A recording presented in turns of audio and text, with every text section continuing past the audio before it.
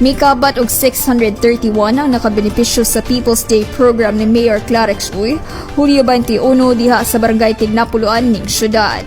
Gani mapasalamaton si punong barangay Nancy Aban nga niabot kayod sa ilang tugkaran ang serbisyo sa People's Day ug dili na sila kinahanglan mo naog sa City Hall.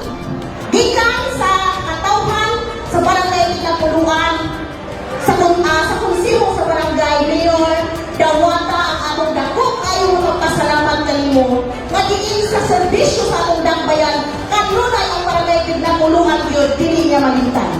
Dako kayo ang magpasalamat kang Mayor labi na sa mga department heads nga ako ng mga suki.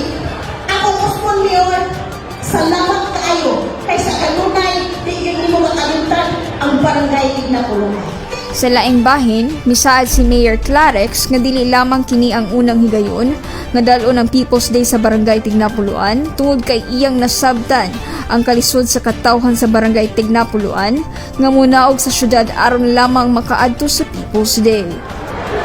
Kining People's Day o adlaw sa katawhan.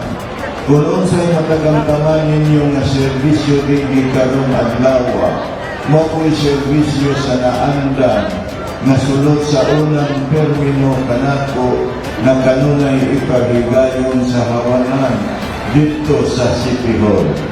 Tungod nakita man ako kadaghan pa ang mga kaigsunan dili makaadto sa panahon sa adlaw sa katawhan.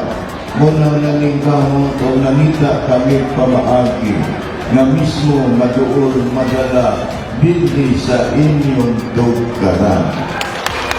Aron kamong matagaan kahigayunan, kay akong ipakita o ipabati nga ang gobyerno kanunay dool sa katawhan o ang katawhan kanunay dool sa gobyerno.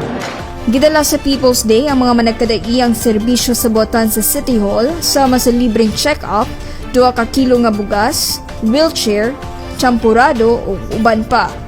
Kini usab gisalmutan sa mga miyembro sa 21st City Council, kauban sila si City Councilor Al Legaspi Sr., City Councilor Moreno Jing Daba IV, City Councilor Des Dahino, City Councilor George Christopher Goking, City Councilor Juancho Antoy Roa Pascual, City Councilor Roger Abaday, Sangguniang Kabataan Federation President Kenneth John Sakala, ug City Indigenous Peoples Mandatory Representative Roberto Datu Makilala Kabaring. Ana usab si kani City Councilor J. Roa Pascual, kinsa kani usab punong barangay sa Barangay Tignapuluan.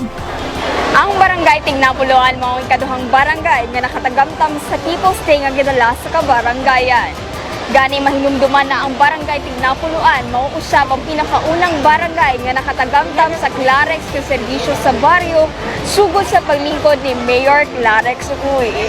Gani ilang gikalipay nga sila usab ang usa sa mga pinakaunang barangay nga nakatagamtam sa People's Day nga gidala sa kabarangayan.